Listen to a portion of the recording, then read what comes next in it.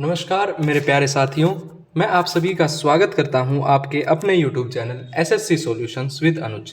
जैसा कि आप सभी जानते हैं, डेली 8 बजे हम आरपीएफ कांस्टेबल का पेपर रिवाइज करते हैं। आरपीएफ कांस्टेबल का जो पेपर आपका 2019 में हुआ था, आज हम डिस्कस करेंगे 18 जनवरी 2019 को जो पेपर हुआ था उसकी शिफ्ट थर्ड के जीके के 50 क्वेश्चंस आज हम डिस्कस करेंगे। ठीक है, देख लेते हैं सबसे पहले मंदिर के बारे में, सबसे पहले क्वेश्चन के बारे में। सबसे पहला क्वेश्चन कहता है कोणार्क का सूर्य मंदिर डैश में स्थित है। अगर हम बात करें कोणार्क सन टेम्पल की, ठीक है, अगर हम बात करें कोणार्क सन टेम्पल, इंग्लिश में देख लेते हैं। कोणार्क सन टेम्पल वो हमारा उड़ीसा राज्य में स्थित है। ठीक है, देख लेते हैं एक बार इसकी तरफ। देखो भाई, जो कोणार्क का सूर्य मंदिर है वो पूर्वी उड़ीसा के पूर्वी शहर में स्थित है। पहला पॉइंट आपने याद रखना है, कोणार्क सन टेम्पल कहाँ पे है? उड़ीसा में स्थित है। ठीक है, इसका निर्माण राजा नरसिंह देव प्रथम ने करवाया था। किसने करवाया था? दूसरा पॉइंट है आपका, जो कोणार्क सन टेम्पल है उसका निर्माण किसने करवाया था? राजा नरसिंह देव प्रथम ने करवाया था। यह गंग वंश के वैभव, स्थापत्य और स्थिरता के साथ साथ ऐतिहासिक परिवेश का प्रतिनिधित्व भी करता है। यह मंदिर एक विशालकाय रथ के आकार में बनाया गया है। आपने ये 3 पॉइंट याद रखने हैं। ठीक है बच्चों, उसके बाद आता है क्वेश्चन नंबर सेकंड। क्वेश्चन कहता है अमृतसर में प्रसिद्ध स्वर्ण मंदिर निम्नलिखित में से किस सिख गुरु द्वारा पूर्ण किया गया था? टोटल हमारे 10 सिख गुरु थे। 10 के 10 का आपने नाम याद रखना है, लाइन वाइज 1 2 3 4 5 6 ऐसे करके, और इसकी ट्रिक भी मैंने आपको बता रखी है। अब देख लेते हैं क्वेश्चन कहता है कि जो अमृतसर का प्रसिद्ध स्वर्ण मंदिर है वो किसके द्वारा कंप्लीट किया गया था? तो वो किया गया था गुरु अर्जुन देव के द्वारा कंप्लीट किया गया था। अमृतसर के प्रसिद्ध स्वर्ण मंदिर की नींव गुरु रामदास ने रखी थी। देखो याद रखना है, नींव किसने रखी थी बच्चों?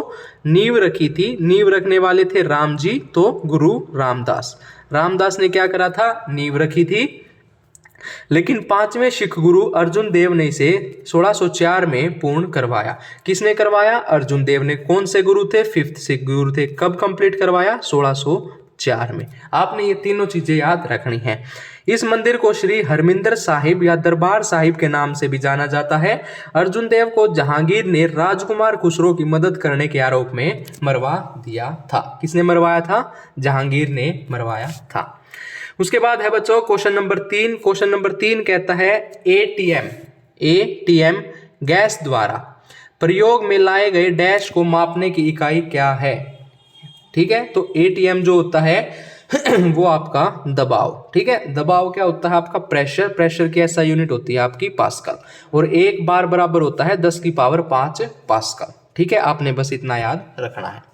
उसके बाद आता है क्वेश्चन नंबर 4 फिर से रिपीट है, पहले भी बहुत शिफ्ट में रिपीट हुआ है कि जो कलमकारी चित्रकला है उसका मुख्य केंद्र डैश है।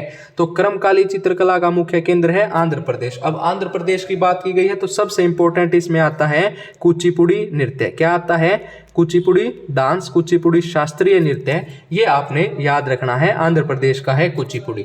ये आपने रिलेट करके याद रखना है क्योंकि ये बहुत बार पूछा गया है। अगर मैं बात करूं, कलमकारी चित्रकला दक्षिण भारत के आंध्र प्रदेश में प्रचलित हस्त निर्मित यह चित्रकला सूती कपड़े पर रंगीन ब्लॉक से छापकर बनाई जाती है।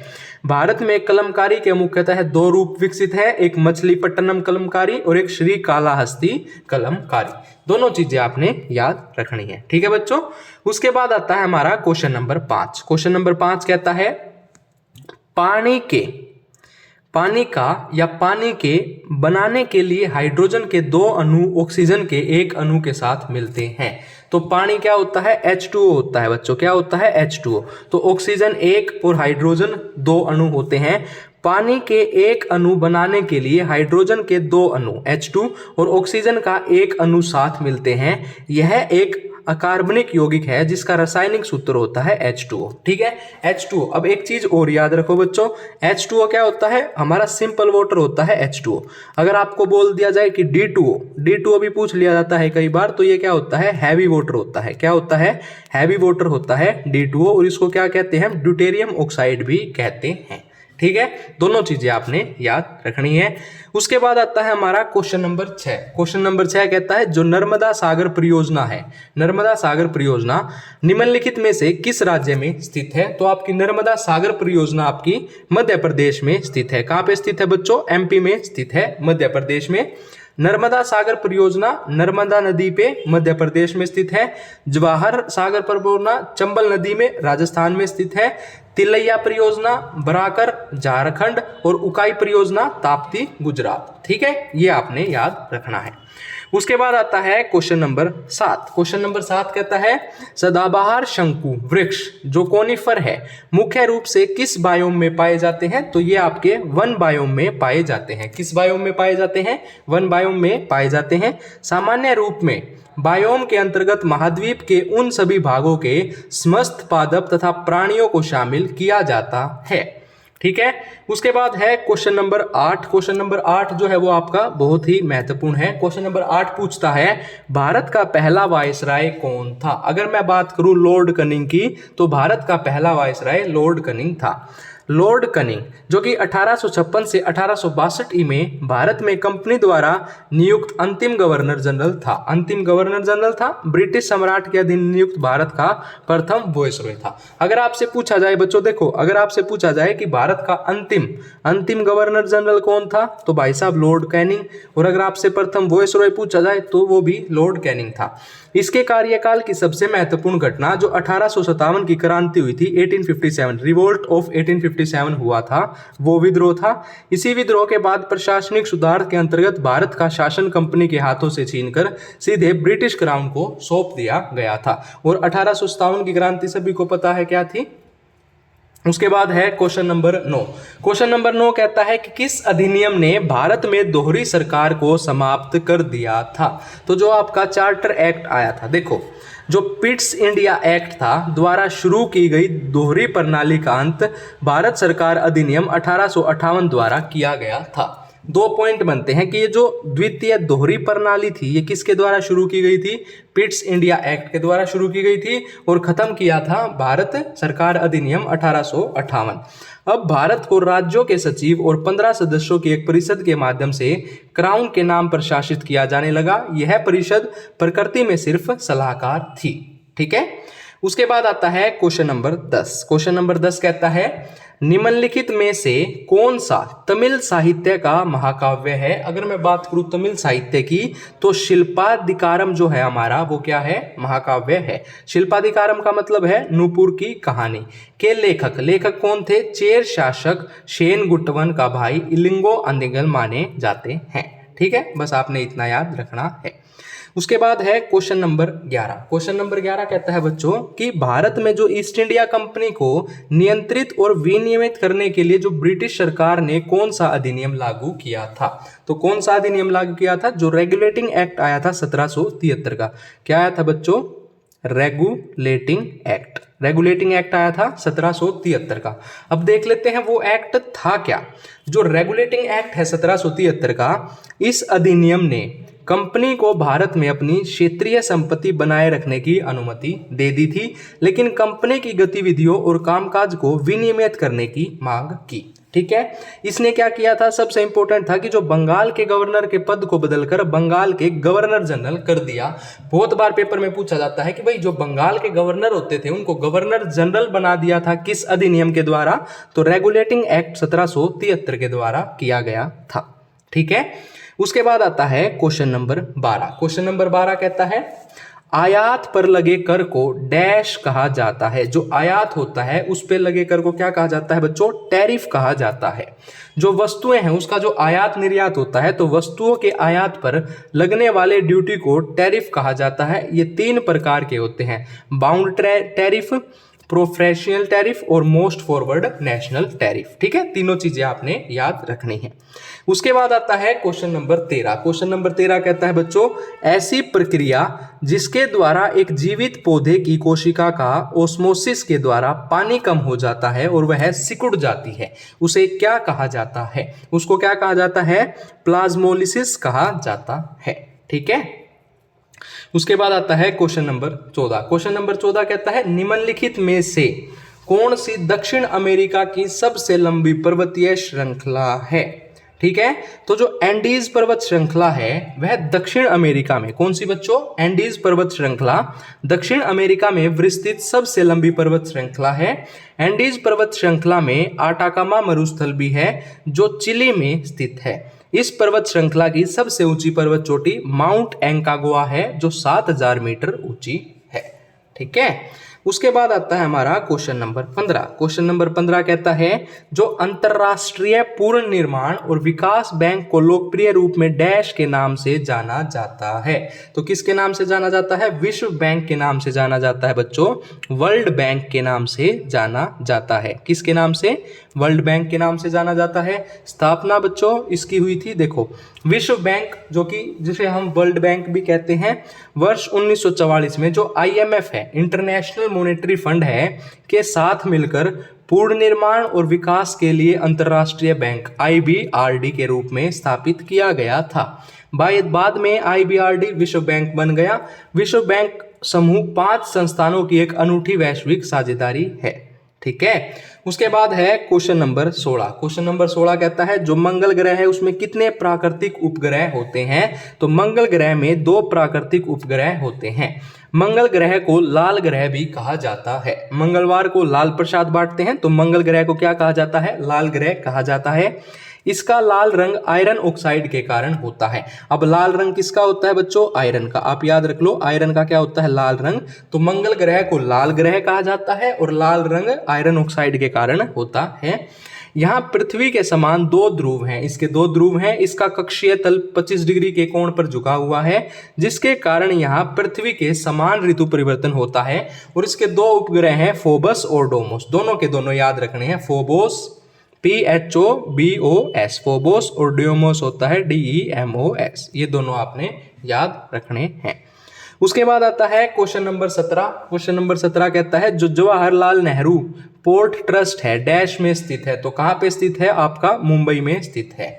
नहावा शोवा जवाहरलाल नेहरू, यह बंदरगाह पश्चिमी समुद्र तट अर्थात मुंबई में स्थित है। यह भारत का सबसे बड़ा कृत्रिम एवं आधुनिक सुविधाओं से सुसज्जित मुंबई बंदरगाह का सहायक पतन है। उसके बाद है क्वेश्चन नंबर 18। क्वेश्चन नंबर 18 कहता है कीनवन प्रक्रिया की खोज किसने की थी? जो कीनवन प्रक्रिया है उसकी खोज किसने की थी? उसकी खोज की थी लुई पोस्चर ने। किसने की थी बच्चों? लुई पोस्चर ने की थी। लुई पोस्चर एक फ्रांसीसी रसायन शास्त्री और सूक्ष्म जैव विज्ञानी थे जो टीकाकरण, किण्वन और पाशुरीकरण के सिद्धांतों की खोज के लिए प्रसिद्ध हैं। उसके बाद आता है हमारा क्वेश्चन नंबर 19। क्वेश्चन नंबर 19 कहता है बच्चों किस वर्ष में आधुनिक ओलंपिक खेलों में जिम्नास्टिक को शामिल किया गया था? किस वर्ष में जिम्नास्टिक को शामिल किया गया था? 1896 में किया गया था। जिम्नास्टिक को 1896 में जो ग्रीष्मकालीन ओलंपिक में शामिल किया गया था। ओलंपिक खेल में जिम्नास्टिक के 3 प्रकार शामिल हैं, कलात्मक जिम्नास्टिक, लयबद्ध जिम्नास्टिक और ट्रैम्पोलियन जिम्नास्टिक। ठीक है, आपने बस इतना ही याद रखना है।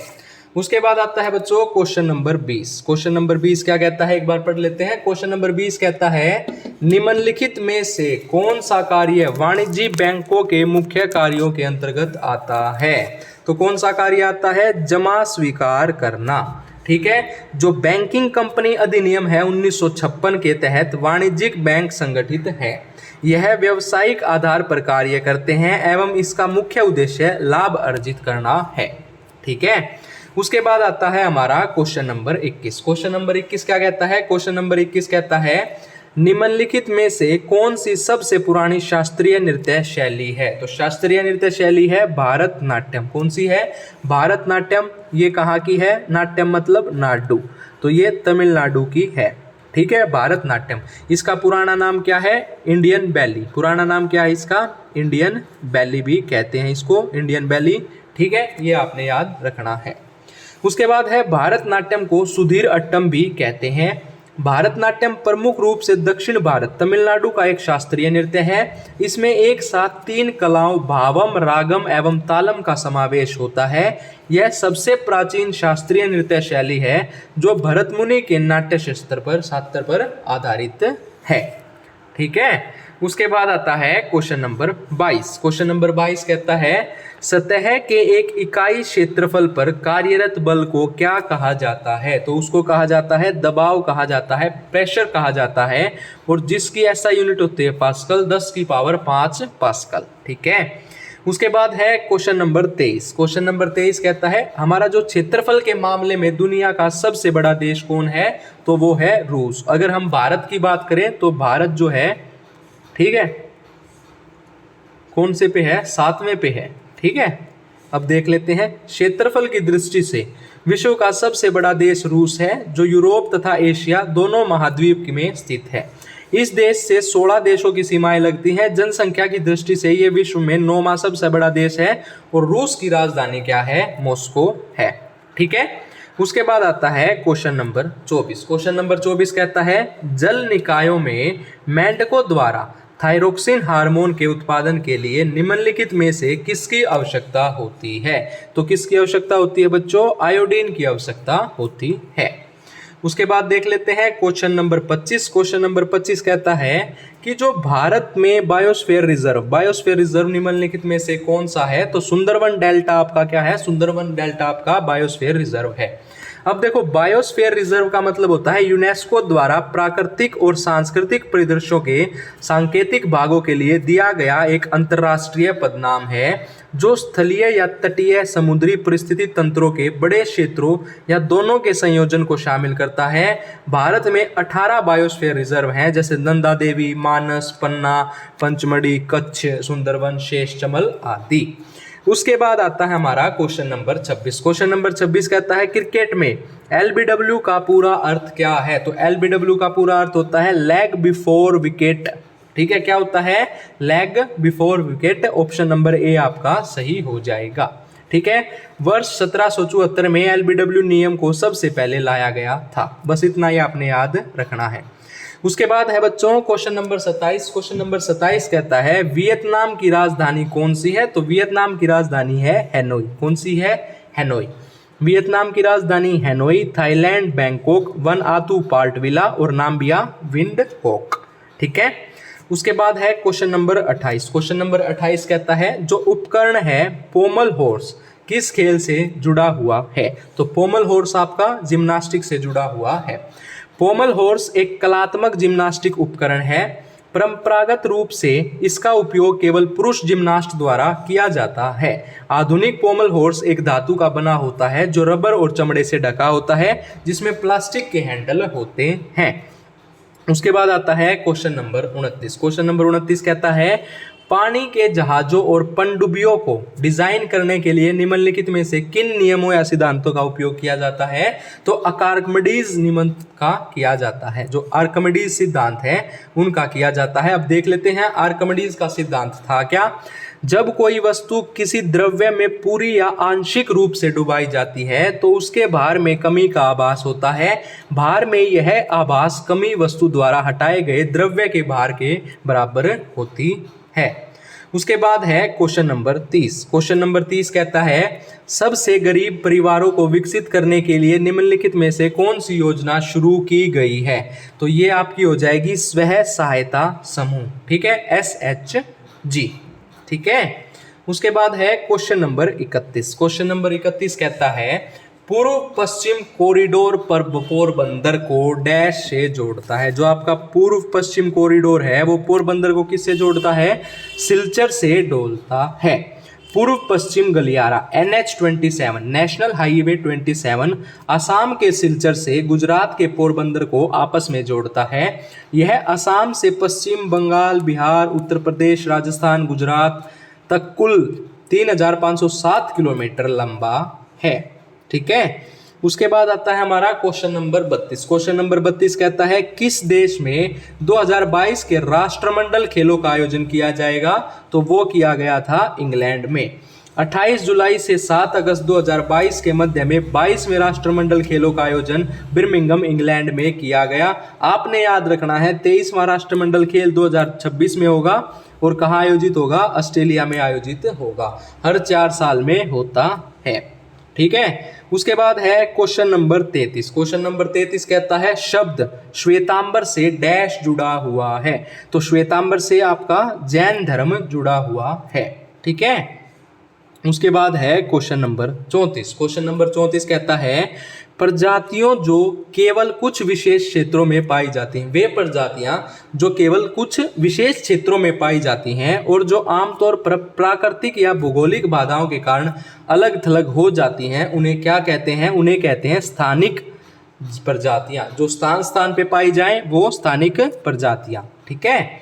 उसके बाद है क्वेश्चन नंबर 35। क्वेश्चन नंबर 35 कहता है वॉलीबॉल खेल में स्पाइक को डैश के नाम से भी जाना जाता है। तो स्पाइक को स्मैश के नाम से भी जाना जाता है। उसके बाद आता है क्वेश्चन नंबर 36। देखो ये इंपॉर्टेंट क्वेश्चन है कि किसे भारत की आज़ादी का पहला युद्ध कहा जाता है? तो किसको कहा जाता है? जो सिपाही विद्रोह हुआ था 1857 में, उसको कहा जाता है। 1857 के सिपाही विद्रोह को भारत के प्रथम स्वतंत्रता संग्राम के नाम से तथा ब्रिटेन में इंडियन म्यूटिनी के नाम से जाना जाता है। यह मध्य व उत्तर भारत में अंग्रेजों के प्रतिरोध का काल था। 1857 के विद्रोह के समय इंग्लैंड का प्रधानमंत्री पोस्टन और भारत का गवर्नर जनरल लॉर्ड कनिंग था। ठीक है।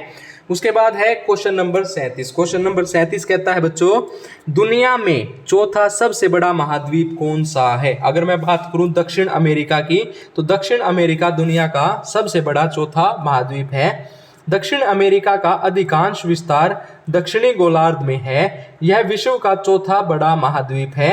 इसका क्षेत्रफल देख लो भाई, वर्ग किलोमीटर है। यह संसार का सबसे आर्द्र महाद्वीप है। इस महाद्वीप में बहने वाले अमेज़न नदी विश्व में अपवाह क्षेत्र की दृष्टि से विश्व की सबसे बड़ी नदी है। उसके बाद आता है क्वेश्चन नंबर 38। क्वेश्चन नंबर 38 कहता है बंगाल के पहले गवर्नर जनरल के रूप में किसे नियुक्त किया गया था? तो जो आपके वॉरेन हेस्टिंग थे उनको पहले गवर्नर जनरल के रूप में नियुक्त किया गया था। देखो पहले बंगाल के गवर्नर होते थे, फिर गवर्नर जनरल बनाए। एक रेगुलेटिंग एक्ट आया था 1773, पढ़ लेते हैं। रेगुलेटिंग एक्ट 1773 के अनुसार बंगाल के गवर्नर को अब अंग्रेजी क्षेत्रों का गवर्नर जनरल कहा जाने लगा। मद्रास तथा बंबई के गवर्नर को इसके अधीन कर दिया गया। इस प्रकार भारत में कंपनी के अधीन प्रथम गवर्नर जनरल वॉरेन हेस्टिंग हुए। इसी के समय 1791 में जो नामक डंकन ने बनारस में संस्कृत विद्यालय की स्थापना की तथा सर विलियम जोन्स ने 1784 में the Asiatic Society of Bengal की स्थापना भी की थी। उसके बाद आता है क्वेश्चन नंबर 39।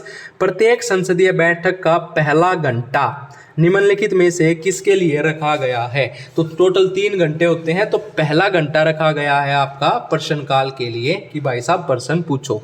सामान्यतः जो लोकसभा की बैठक होती है, देखो अगर मैं बात करूं लोकसभा की, तो लोकसभा का सदस्य बनने के लिए मिनिमम एज कितनी होनी चाहिए? मिनिमम एज होनी चाहिए 25। एक ही ये चीज याद रख लो। का पहला घंटा प्रश्नों के लिए होता है, उसे प्रश्नकाल कहा जाता है। इसका संसद की कार्यवाही में विशेष महत्व है।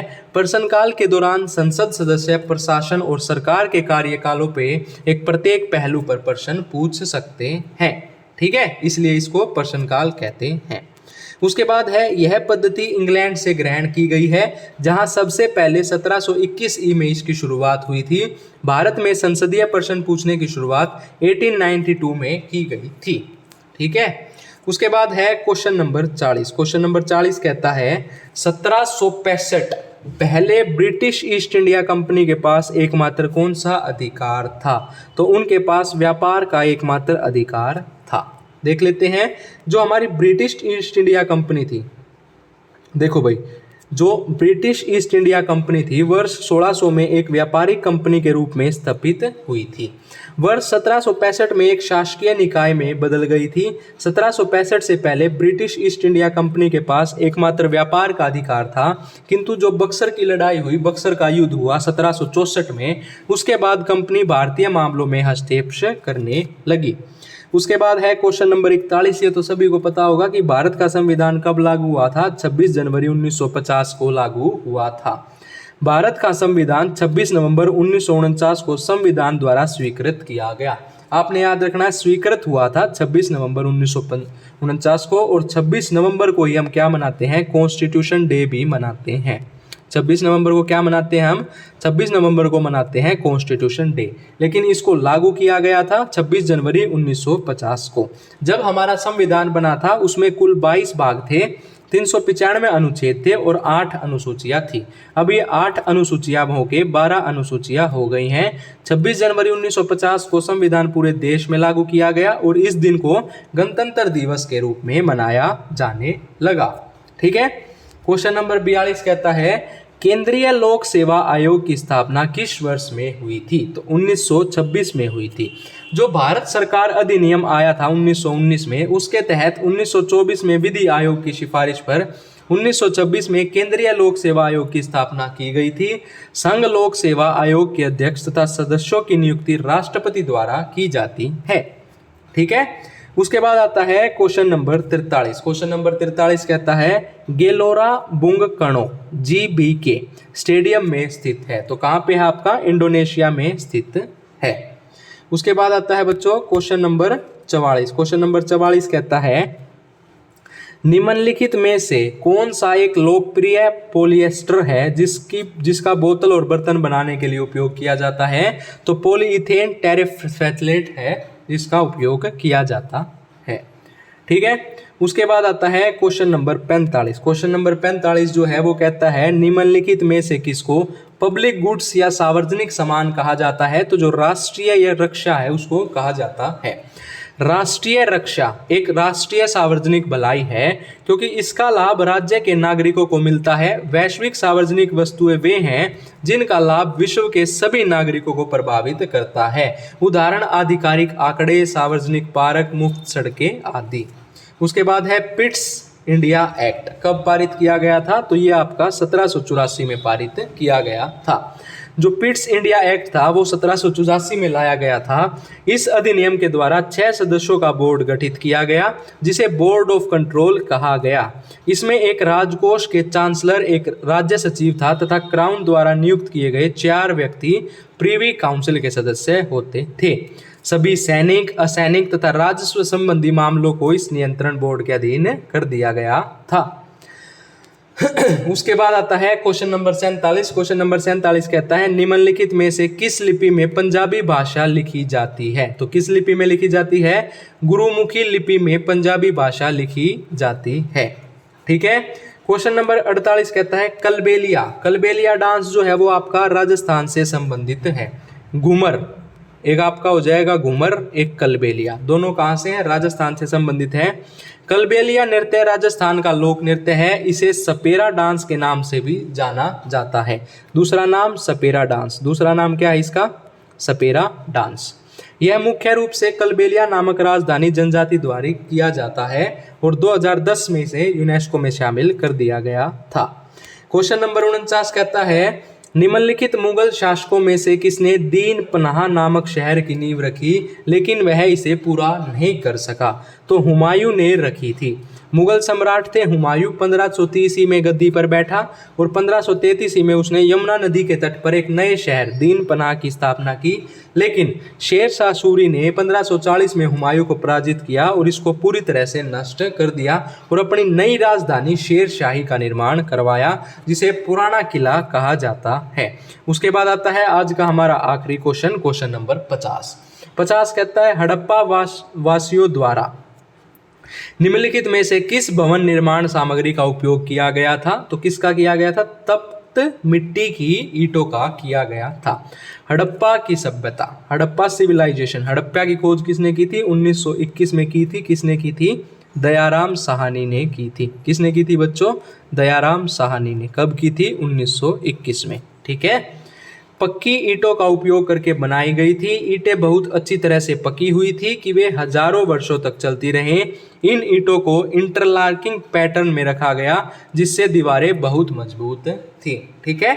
आज का सेशन अपना यहाँ कंप्लीट होता है। अगर आपको वीडियो अच्छी लगे तो वीडियो को ज़्यादा से ज़्यादा शेयर कीजिए, वीडियो को लाइक कीजिए और हमारे YouTube channel SSC solutions with Anuj को सब्सक्राइब कीजिए। धन्यवाद।